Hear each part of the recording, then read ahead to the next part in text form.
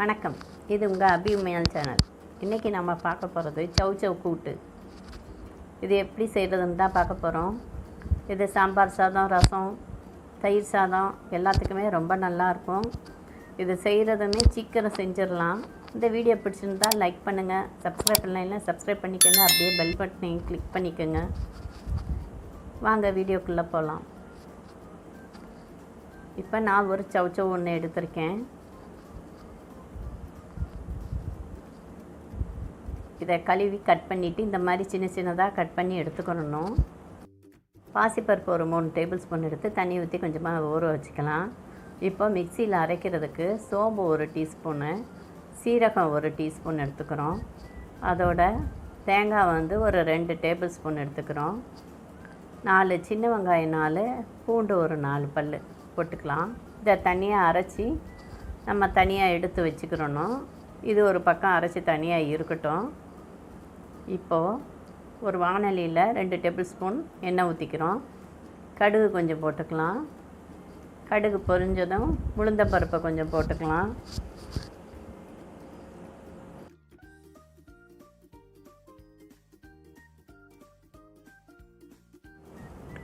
அது கொஞ்சம் கலர் மாறினதுக்கப்புறமா சின்ன வெங்காயம் ஒரு 10 பீஸு இந்த மாதிரி பொடிசாக கட் பண்ணி 2 காஞ்ச மிளகாயும் எடுத்துக்கிறோம். இது எல்லாத்தையும் போட்டு நம்ம கொஞ்சம் நல்லா வதக்கிக்கலாம். கொஞ்சம் நல்லா கலர் மாறட்டும், அது வரையும் வதக்கிக்கலாம். சின்ன வெங்காயம் போட்டோம்னா டேஸ்ட்டு ரொம்ப நல்லாயிருக்கும், அதனால தான் சின்ன வெங்காயம் போடுறோம். இதோட கருவேப்பிலை கொஞ்சம் போட்டுக்கிறோம்.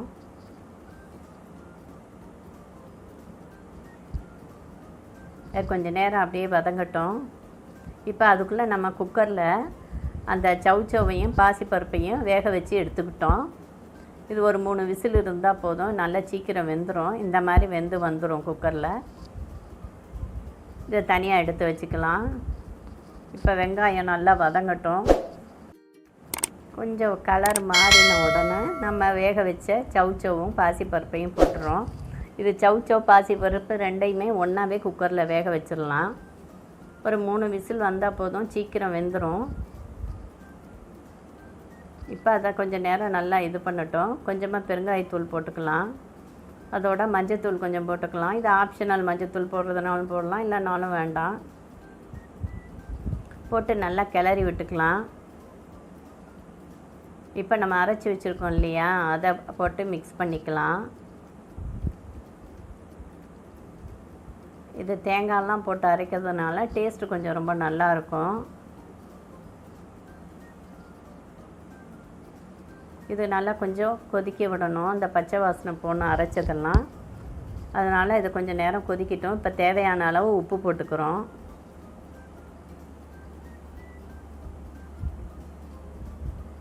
இது ரொம்ப சீக்கிரம் செய்கிறது, புளிக்குழம்புக்கெல்லாம் ரொம்ப நல்லாயிருக்கும். அது நல்லா கொதிக்குது, கொஞ்சம் நேரம் கொதிக்கட்டும். அப்பப்போ கிளறி விட்டுக்கலாம்.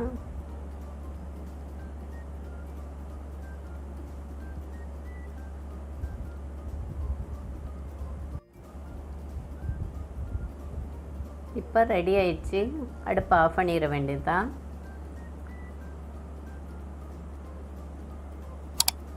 இந்த வீடியோ பிடிச்சிருந்ததுன்னா லைக் பண்ணுங்கள், சப்ஸ்கிரைப் பண்ணலைன்னா அப்படியே சப்ஸ்கிரைப் பண்ணிக்கோங்க. பெல் பட்டனை கிளிக் பண்ணிங்கன்னா நான் போடுற வீடியோலாம் ஒன்றுக்கு ஒன்று உங்களுக்கு வரும். இதை நீங்கள் ட்ரை பண்ணி பார்த்துட்டு எப்படி இருக்குன்னு கமெண்ட்டில் சொல்லுங்கள். நன்றி, வணக்கம்.